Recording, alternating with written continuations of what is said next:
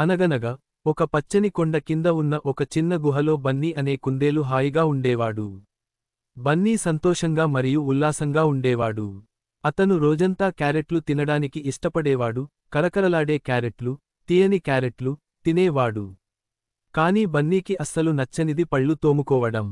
ప్రతి రాత్రి బ్రష్ చేసే సమయం వచ్చినప్పుడు బన్నీ దాక్కునేవాడు లేదా నిద్రపోతున్నట్లు నటించేవాడు. నేను రేపు బ్రష్ చేస్తాను అని అతను చెప్పేవాడు. ఒక రాత్రి బ్రష్ చేయకుండా ఉంటే ఫర్వాలేదు. కాని బన్నీ ప్రతి రాత్రి అలా అనేవాడు. కాబట్టి అతని దంతాలు మురికిగా ఉన్నాయి, వాటిలో చిన్న చిన్న ఆహార పదార్థాలు చిక్కుకున్నాయి. అప్పుడు ఒక ఉదయం బన్నీ పంటిలో చాలా నొప్పితో నిద్ర లేచాడు. అయ్యో అని అతను అరిచాడు. నా పళ్ళు చాలా నొప్పి వస్తున్నాయి.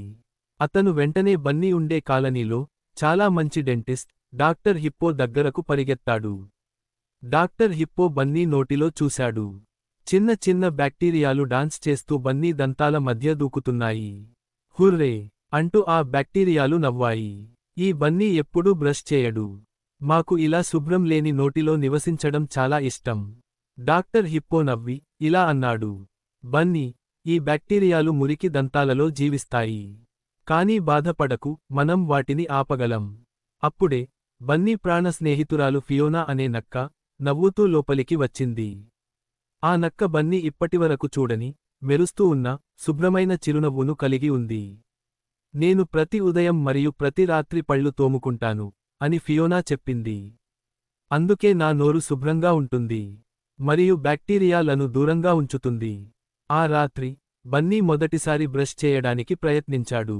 అతను తన బ్రష్పై కొంత మింట్ టూత్పేస్ట్ను ఉంచి తన దంతాలను శుభ్రం చేసుకున్నాడు. పైకి, క్రిందికి మరియు చుట్టూ అన్ని వైపుల శుభ్రం చేశాడు. నురుగు అతని ముక్కుకు గిలిగింతలు పెట్టింది మరియు అతని దంతాలు తాజాగా మరియు శుభ్రంగా అనిపించాయి. కావిటీ మాన్స్టర్స్, వద్దు, మనం ఇక ఇక్కడ ఉండలేము అని అరిచాయి. పాపం, అవన్నీ మాయమయ్యాయి.